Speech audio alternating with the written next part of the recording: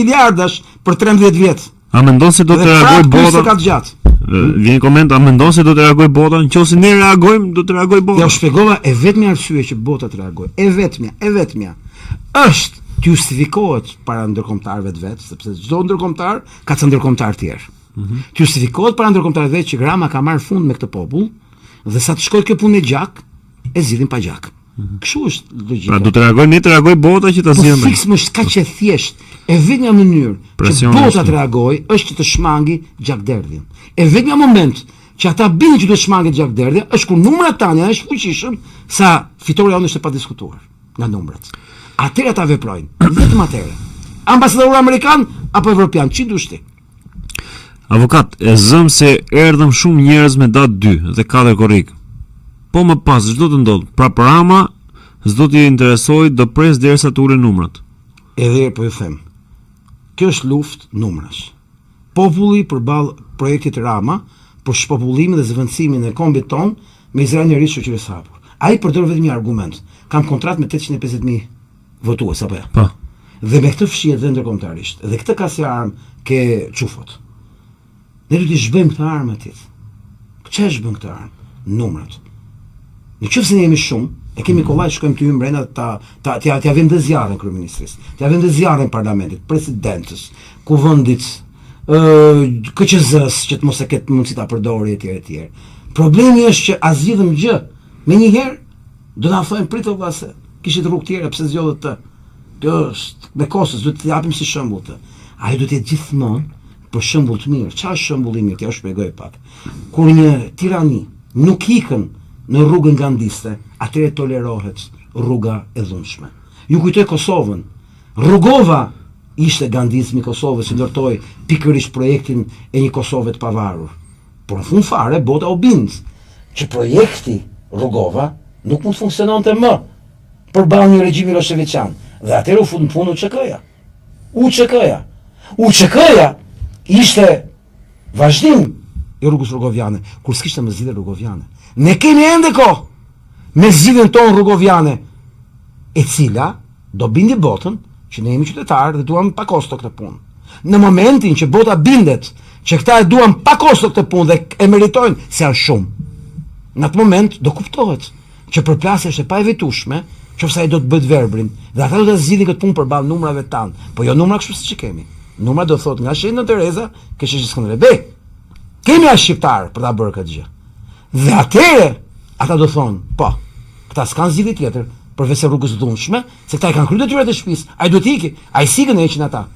Në moment që ne nuk i plotësojmë detyrat e shtëpisë, nuk kemi numrat. Ne quhemi se thosh, por jo vetëm një ditë, siç ishte, jo vetëm një ditë. Këtë po shpjegoj. Ata do thonë, dhuna e këtyre është një pakice. Më kupton logjikën. Pra shmarrja e pushtetit në mënyrë antikushtetuese. Pra që destabilizim.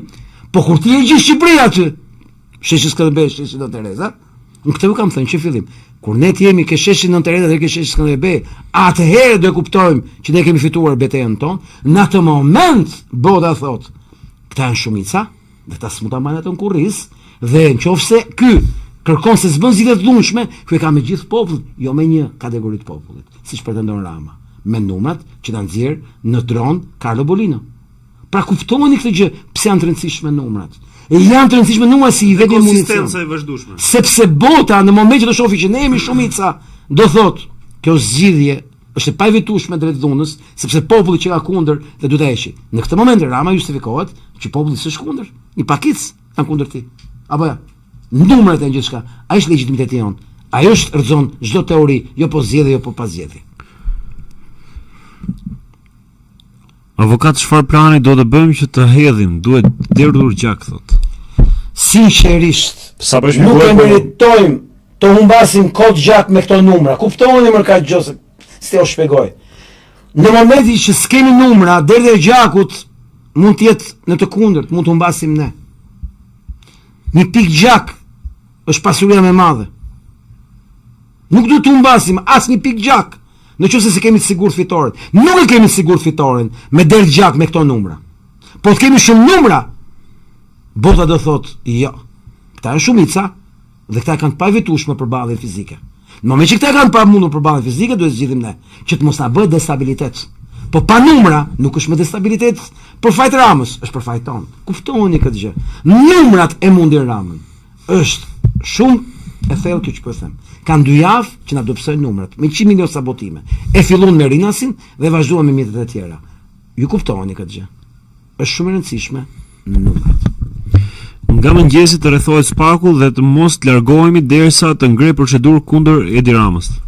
Spaku nuk ka nevojë të rrethohet. Spaku ka nevojë të marrë mesazh. Edhe se mos keq Do kuptohet. të jepet koha, se nisi dorëzohet fajli. Albin Fals. Është i vetmi, si e shpjegonte miku im Arbion Hasani, është i vetmi rast në botë që një piktor kryeministër, po e kishte me shumë ironik këtë gjë. Një piktor kryeministër e ka ndërtuar dosjen kundër vetes me durët e vet. Po, si doli para disa ditësh, E ka ndërtuar nga që ishte shumë arrogant me idenë që këta unë do t'i prozeman çufove nga Shqipëria, kupton këta s'kan ç'a bëjnë. Te kam treguar historinë e skenarit të Zvërnecit, që e nisi me Soros me idenë që ditë avokati Trumpit dhe se mendoi fare këtë punën e pushtimit dhe kolonizimit, se kishte bërë llogarin, mamë atë fotografi me inteligjencë artificiale. Po me flamurit. Argumenti on Izraeli ri shoqërisë hapur, që shpërtheu ky patriotizëm i madh i shqiptarëve, ku ai se priste fare, priste të luftonte me komunistat, me LGBT-t dhe me jeshilët apo jo, ambientalistët. Tjetër gjë doli, punë e Zotit. A mund ta heqim atë mikrofon nga protesta? Për mua deri tash, po ta kishim që fillim vetëm dëm na ka bër, me thon drejt. Vetëm dëm na ka bër. Është kthy si këto fjalime me mitingjeve. Po vetëm dëm na ka bër. Mikrofon përdor vetëm për të dhënë orën e njoftimit, për asgjë tjetër. Vetëm dëm na ka bër. Vetëm dëm na ka bër. Po si do të realizojë protesta ndryshe aty avokat? Nëse do të kishte mikrofon. Si do të bëj? Si e mendon? Një sekond. Për të bërë një protestë pa mikrofon ka 100 milion mënyra. Ka 100 milion mënyra. Protesta bën edhe me 100 qendra graviteti, me megafona secili grup etj etj. Mund bëhet, është më mirë ashtu, ka më shumë rezultat për totalin. Do të vetëm për totalin. Ora kaq, veni kaq. Shkoni këtu, dilni atje. Ndërkohë që ky mikrofon vetëm njoftim nuk jepen. I fut dhe muzikë, po dush, muzikë patriotike në fund. Protesta me mikrofon ka qenë nga gabimet më të mëdha në botë. Ta them unë arsyen. Mikrofon dhe gru që thot ka daburri. Apo. Po me mikrofon njerëzit e konkurrojnë, apo. Po mikrofoni nxjerrë dhe pa dhe budalliqe, apo. Mikrofoni nuk dëgjohet në pjesën më kryesore të turmës. Dëgjohet në një pjesë që do thotë as nuk kryen as funksion. Po ndërkohë mikrofoni ka të mirë del para televizorit, para ekraneve. Por ekranet kush i ka ekranet? Sistemi që rrotullosi do. Sistemi vazhdon të tallet në këtë. Dhe gjitha pisliqet dhe budalliqet janë bërë për shkak të papërgjithshmërisë mikrofonit. Po kishte pas trupi organizuar në bumerang. Absolutisht. Unë për vete nuk luftoj fort heqjen e mikrofonit, sa luftoj heqjen e mediokritetit të grupit punës që ka prodhuar në gjitha format e mundshme dhe që kam. Pse quhen grupi punës apo si këtë sa rritë kuptoj. Grupi koordinativ i punës. Grupi koordinativ. Dhe jam formuar kështu. Sa ju vetë. Ta shpjegonte që nuk ka një grup të deklaruar, le të themi, asnjë se pranon nga ata aty. Sa ju vetë. Që thotë jam grup ose jam unë që organizoj etj. Kjo orës 10 parlament ishte shumë e mirë. Rama e hëngri se dhe që testoi vullnetin ton. Më kupton logjikën. Me idenë që ne kemi numrat dobët. E pak e krau numër 1 atë punë si u muçrajo numër 1. Që do i lironte se s'bën s'kishte çfarë bënte. Dhe po të them dhe kuriozitet nga qelia e Dritan Goxhait. Ishte Dritan Goxha në qelin bashkë me 5 tjerë. Edhe policia po i bënte presion idealit të ri që të firmoste që kishte marrë kapelen një polici. Dhe ishte gati të firmoste se çudi i kupton procedurat. Edhe Dritan ndërhyrën, fal, çka kërkoni nga ky? Ku ka avokatin? Pirdhunit. A qelia. Ky ideali tha mos e bëhet gabim se po të manipulojnë.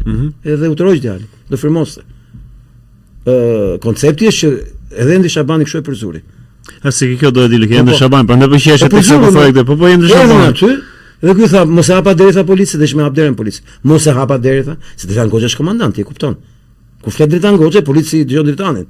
Apo mos e hapa derën, nuk e hapi. Ti tha, largohu prej këtej. Ti nuk je avokati i popullit. Ti avokati i shtetit, ti avokat i parlamentit të qendësirave, tha, ti je një zagar i këtij sistemi, ti qërohu prej këtej. Ka përzënë si qen, bashkë me çunat e tjerë. Endi Shabanin, ose më saktë siç e thotë shokët e mi jashtë, Shabanica. Koncepti që e përzun si qen, sa shumë merito, ai nuk është avokat i popullit. Është zagar i Soros. Si paguhet fonia, mikrofoni, pyet pak avokatin thotë. Po sinqerisht, me dash me pagu fonin, cilin 10 foni të blera në qese. Ka kontribute sa dush nga njerë. Mos u lodhni me këto gjëra se po kanë asnjë rëndësi. Po sinqerisht ja u them unë.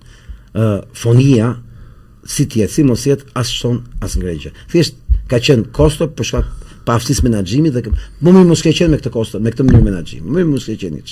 Një foni është e mirë kur ti ta menaxhosh. Kur ti ta menaxhosh është barr.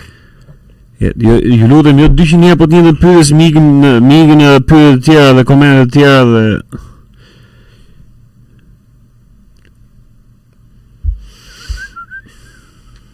mos harroni nesër në orën 10 ke spaku,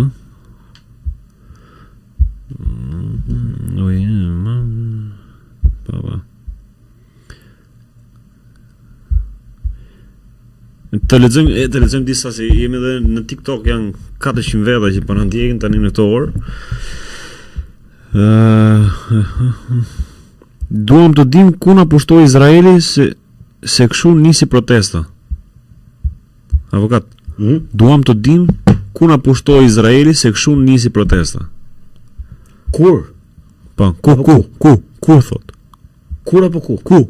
Ku na pushtoi? Gjitha tokat bujësore, dhe gjitha fshatrat e Shqipërisë. Ku janë këta 700% turistë çufo që se kemi parë herë me sy? Çdo vit 7 fishon, 6 fishon, çdo vit. Ku janë këta vëlla, s'po i shohim? Ku janë vëlla? Të gjithë në punë. Turizmi i tyre është me pa tokat bujësore që po blejnë. Po vinë ata përfaqësues të tyre, shqiptar gjithmonë, që merren me ta dhe që i çojnë me vizitu tokat bujësore, me taku njerëzit. Ka fillu pushtimi çuna, me para, jo me armë. Me para, pyesni fshat. Kush po i blen këto toka fshat? Pyesni.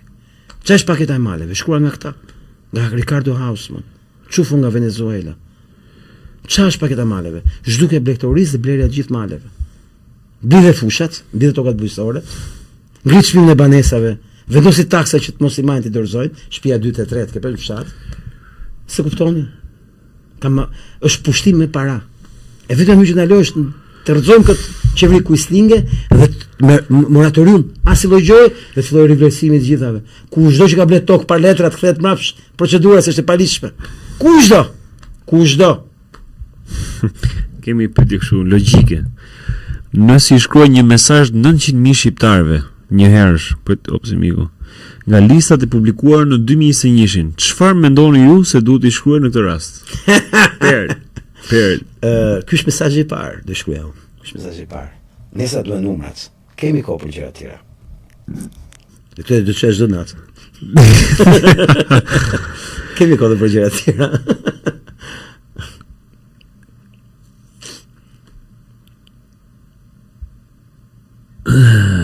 Ja, kemi edhe një fakt tjetër. Unë kam parë për veten në Gjirokastër një familje izraelite që shkuan në mal vetëm për të parë toka edhe fshehura si ato. Shumë kanë parë atë që ke parë ti. Ajo e këpucëve, kushdo protestues të bie një palë këpucë dhe të leje para kryeministrisë është shumë produktive. Këtë drejt, po kjo s'bët pa mikrofon. Duhet fonia. Kush e ka fonin ata? Si e bëjnë ata? Fusin 100.000 mesazhe, fusin edhe këtë e gjeti, ja thonë se tham. Ja tham avokat, kemi njëftë që se themi, po ja sot e tham. Kështu po bën.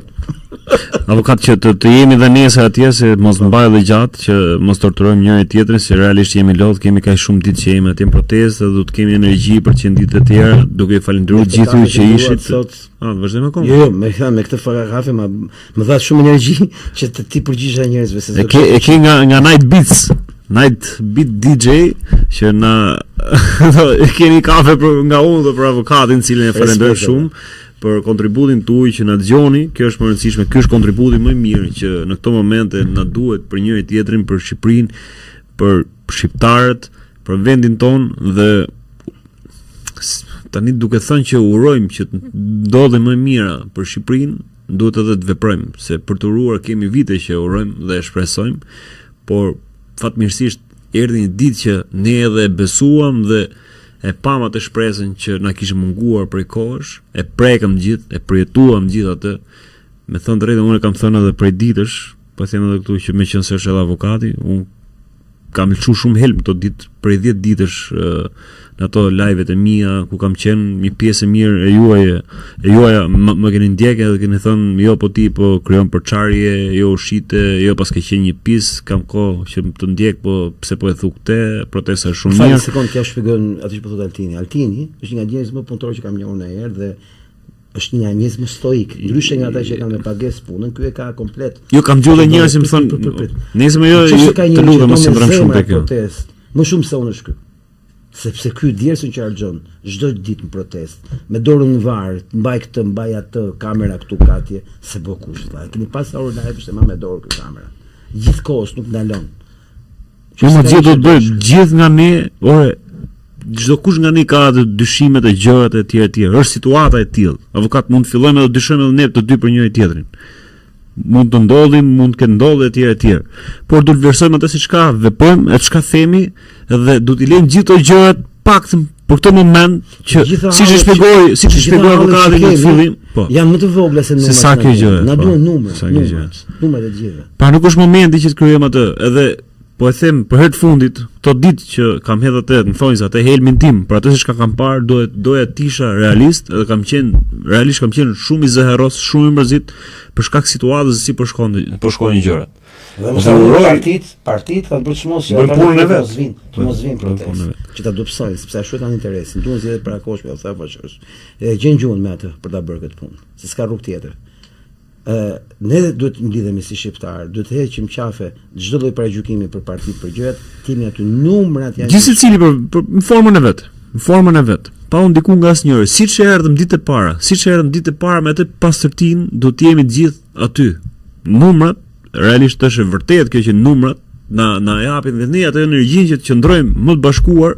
Kur ka frikë Rama nga numrat dhe ndërkombëtarët ndikojnë shumë nga numrat, të po ju them, nëse ndërkombëtarët nuk shohin numrat, do bëjnë dakord me sa birokracinë e Ramës. Nëse ndërkombëtarët shohin numrat, për hir të sa birokracisë që ata kanë standardin e tyre, do heqin qafe atë që mos shkojë kjo punë përplasje. Kaq e thjeshtë është. Duan numrat, nuk mund të harxojmë Ramën të tipit 2 korrik me këto numra. Si do harxojmë? Ma shpjegoni pak. Do të shtosh numrat që shkojnë drejt rrëzimit Ramës 2 korrik. Është e thjeshtë kjo punë. Nesër tek Spaku në orën 10, kjo duhet pompohet edhe nismat e tjera për shkallëzimet e tjera. Nga mazitja ke paraditja. Të fikim të dyja. Të fillojmë atë gjatë gjithë ditës. Është e rëndësishme kjo mesazh për shqiptarët. Avokat, falenderoj për kohën, për gjithë, atë sot për kafe. Do të ishte Andrean për gjithë lodhjen. Edhe Andrean, edhe mikun tonë që do të ri i kështu anonim, që solli kafen, avokatit dhe gjithë shqiptarët që po. Edhe gjithë ju që ishit pjesë e kësaj bisede, këtij podcasti, kësaj energjie që dha avokati, gjithë ju që keni qenë vazhdimisht në këtë gjë se çka kemi bërë dhe hajt t'i japim edhe një herë, t'i japim dorën njëri tjetrit dhe të bëjmë atë shtyrjen e fundit, të shpëtojmë njëri tjetrin, Shqipërinë, vendin ton, se realisht është e frikshme kjo se çka tha avokati, ka thënë vazhdimisht për mënyrën si e tha sot herë. S'kam pa ndonjëherë kështu valla. S'kam pa ndonjëherë, nuk e di si doli, si erdhi. Ju përshëndesim, mos e marrni shumë kohë. Nesër dhe në vazhdim takohemi tek sheshi, të gjitha sheshet, nuk do të ketë një shesh, do të ketë shumë sheshe, që nga sheshi Nën Tereza deri tek sheshi Skënderbej, të jetë kështu, e derdhur nga gjithë shqiptarët aty për t'i treguar atij. Do kuftoni fuqinë tuaj si Rrezot Rave, vetëm kur të kemi numrat. S'ka rrugë tjetër.